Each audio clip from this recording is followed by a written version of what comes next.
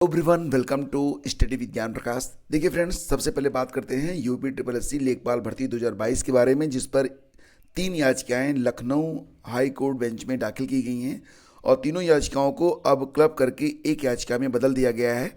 9 फरवरी को इस पर जो सुनवाई होनी थी तो उसके बारे में सारी डिटेल्स आपके सामने हैं। सबसे पहले तो आप ये समझिए, ये जो रिट संख्या है ये है 7663/2022, यानी कि जो तीनों याचिकाएं थी इनको अब एक में क्लब कर दिया गया है। मुख्य रूप से जो याचिकाएं डाली गई हैं उसके बारे में आपको बताना चाहें तो कुल मिला के 7 क्वेश्चन ऐसे थे जिनको विवादित माना गया था, लेकिन इनमें से 2 क्वेश्चन को बाहर करके फिर 5 क्वेश्चन को ही विवादित माना गया है। और इसमें 3 प्रश्न जो हैं वो जीएस के हैं और 2 प्रश्न हिंदी के हैं। ठीक है, कल इस पर सुनवाई होनी थी लेकिन इस पर कल सुनवाई नहीं हो पाई है और अब लखनऊ बेंच में इसकी जो नेक्स्ट हियरिंग डेट लगाई गई है उसके बारे में आपको बता दें तो नेक्स्ट हियरिंग डेट यहाँ पर आप देख सकते हैं। The case is likely to be listed on 17 February 2023, यानी कि 16 फरवरी इसकी जो है नेक्स्ट हियरिंग डेट है।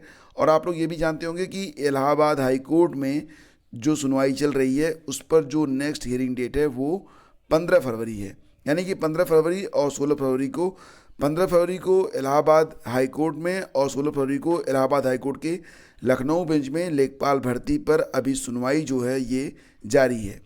देखो फ्रेंड्स, यहाँ पर अभी तक क्योंकि मामला निस्तारित नहीं हो सका है इसलिए आपको ये उम्मीद बिल्कुल भी नहीं रखनी चाहिए कि लेखपाल भर्ती का रिजल्ट बहुत जल्द आ सकता है। ऐसा कुछ भी नहीं है। एक्चुअली में अगर मैं अपनी भाषा में कहूँ तो मुझे लगता है कि लेखपाल भर्ती जो है ये एक अनिश्चित झूले में चली गई है और कब तक ये क्लियर होगी आई डोंट नो, क्योंकि कोई नहीं बता सकता कि जो अदालत से मामला है वो कब तक क्लियर होगा। और जब तक अदालत से मामला क्लियर नहीं होता है तब तक क्या होगा ये तो नहीं पता, लेकिन अदालत में क्या और कब हो रहा है इस पर हमारी नज़र रहेगी और हम आपको यहाँ पर समय समय पर सूचित करते रहेंगे।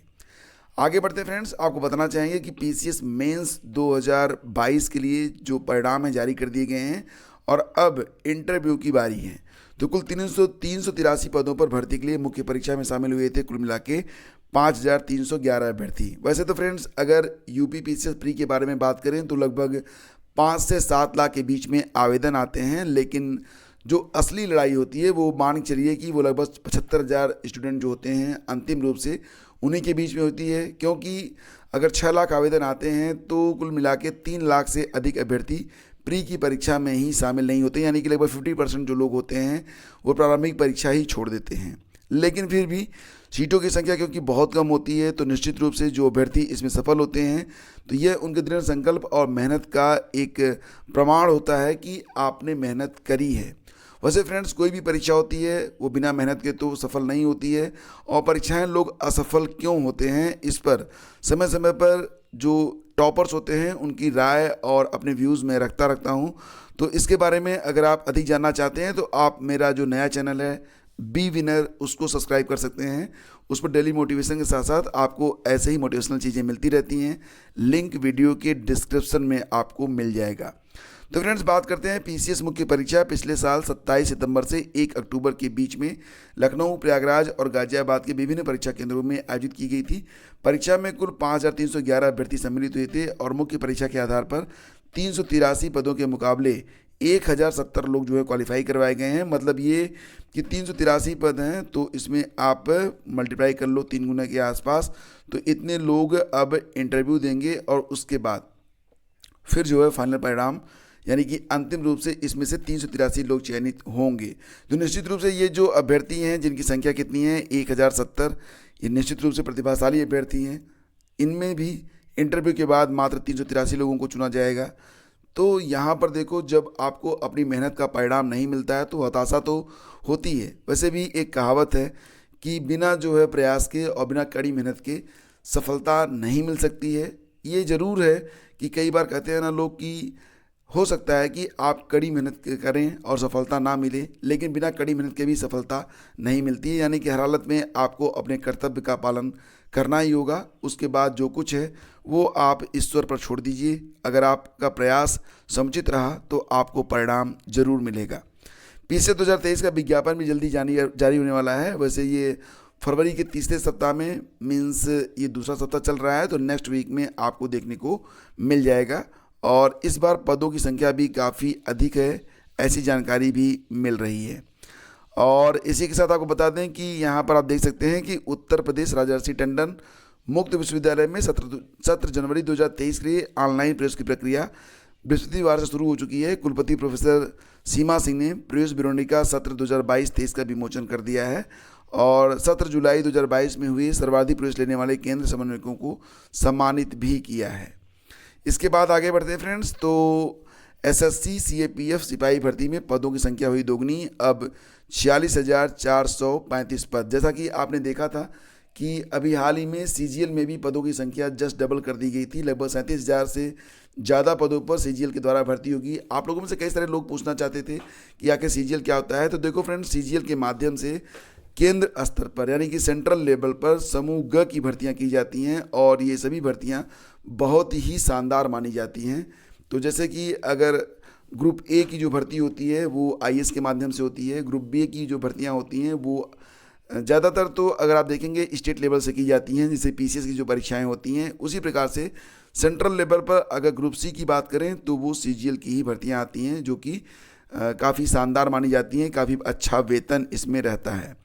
तो सीएपीएफ सिपाही भर्ती के बारे में बात करें तो अब जो पदों की संख्या है एग्जैक्टली आप इसे अपनी स्क्रीन पर देख सकते हैं। BSF, CRPF, ITBP, SSB, CISF, Assam rifles, सचिवालय सुरक्षा बल और नारकोटिक्स ब्यूरो। तो कुल मिला के जो पदों की संख्या है यहाँ आपके सामने आपकी स्क्रीन पर है। आपको बताते चलें कि कर्मचारी चयन आयोग की ओर से बृहस्पतिवार को सेंट्रल आर्म्ड पुलिस फोर्स यानी कि सीएपीएफ जीडी 2022 के अंतर्गत अर्धसैनिक बलों की चल रही भर्ती में पदों की संख्या बढ़ा दी गई है। भर्ती के लिए विज्ञापन जारी होते समय पदों की संख्या 24,369 थी, जो करीब 2 गुनी कर दी गई है। विज्ञापन जारी होने के बाद एसएससी की तरफ से ऑनलाइन आवेदन लिए गए थे। 1 जनवरी से परीक्षा शुरू हुई थी, 13 फरवरी को ये परीक्षा समाप्त हुई थी। तो निश्चित रूप से जो अभ्यर्थी परीक्षा में शामिल हुए हैं, अब उनके सिलेक्ट होने की जो प्रोबेबिलिटी है वो पहले की अपेक्षा 2 गुनी हो चुकी है। तो एक शानदार यहाँ पर खबर है और जो अभ्यर्थी इस परीक्षा में शामिल हो रहे हैं उनको जो है उनकी प्रोबेबिलिटी, उनकी संभावना दोगुनी होने पर उनको मैं अग्रिम बधाई देता हूँ। आगे बढ़ते हैं फ्रेंड्स, तो 21 से 31 मई के बीच सीयूईटी यूजी के लिए परीक्षा होगी और इसके लिए ऑनलाइन आवेदन की जो प्रक्रिया है शुरू हो चुकी है। संयुक्त स्नातक प्रवेश परीक्षा यानी कि सीयूईटी के लिए ऑनलाइन आवेदन प्रक्रिया बृहस्पतिवार देर रात से शुरू हो गई है। उम्मीदवार नेशनल टेस्टिंग एजेंसी की वेबसाइट पर 12 मार्च तक आवेदन कर सकते हैं। तो विश्वविद्यालय अनुदान आयोग के अध्यक्ष प्रोफेसर एम जगदीश कुमार ने बताया कि सीयूईटी यूजी 2023 प्रवेश परीक्षा जो कि इसकी डेट है 21 से 31 मई तक और ये परीक्षा अलग अलग दिनों में 3 पालियों में करवाई जाएगी और केंद्रीय विश्वविद्यालयों के स्नातक पाठ्यक्रमों में दाखिला सीयूईटी यूजी की मेरिट के आधार पर ही करवाया जाएगा। लोहिया की नर्सिंग भर्ती परीक्षा 7 केंद्रों में रद्द। ये भी खबर है कि लोहिया संस्थान में नर्सिंग भर्ती परीक्षा विवादों में आ गई है। देश भर के 92 सेंटरों में गुरुवार को नर्सिंग भर्ती परीक्षा प्रस्तावित थी। इसमें 58 सेंटर यूपी में थे। तकनीकी खराबी आने की वजह से पर्यवेक्षकों की रिपोर्ट के आधार पर 7 केंद्रों की दोनों पालियों की जो परीक्षाएं हैं वो रद्द कर दी गई हैं। कई केंद्रों पर ऑनलाइन परीक्षा के लिए कंप्यूटर ने धोखा दिया। इससे परीक्षार्थियों का जो गुस्सा था वो भड़का तो हंगामा शुरू हो गया। फिलहाल सीयूईटी यूजी के दूसरे चरण के लिए आवेदन शुरू। ये दूसरे न्यूज़पेपर की क्लिप है। तो यहाँ पर भी ये खबर है, सीजीएल टियर 1 में 3.5 लाख से अधिक सफल। तो कर्मचारी चयन आयोग ने शुक्रवार को संयुक्त स्नातक स्तरीय भर्ती परीक्षा सीजीएल 2022 टियर 1 का परिणाम जारी किया है। इसमें 3.5 लाख से अधिक अभ्यर्थी सफल हुए हैं जो अब दूसरे चरण की परीक्षा में शामिल होंगे। दूसरे चरण की जो परीक्षा होगी ये मार्च में करवाई जाएगी। तो यहाँ पर देखो फ्रेंड्स, पदों की संख्या बढ़ाकर कुल 37,409 कर दी गई, जैसा कि मैंने आपको ऊपर बताया, और कट ऑफ भी ज़्यादा नहीं गई है। इस भर्ती में पदों की संख्या ज़्यादा होने के चलते कट ऑफ काफ़ी नीचे आ गया है। खास बात यह है कि अनारक्षित और ओबीसी दोनों श्रेणी का कट ऑफ एक ही है, यानी कि 114.27। तो सीजीएल टियर 2 की परीक्षा 2 से 7 मार्च तक होनी है। इसके लिए एडमिट कार्ड जल्द ही जारी कर दिए जाएंगे। तो यहाँ पर आपको बता दें, सीजीएल के माध्यम से बहुत ही शानदार पद होते हैं जिसमें नौकरियाँ अभ्यर्थियों को दी जाती हैं।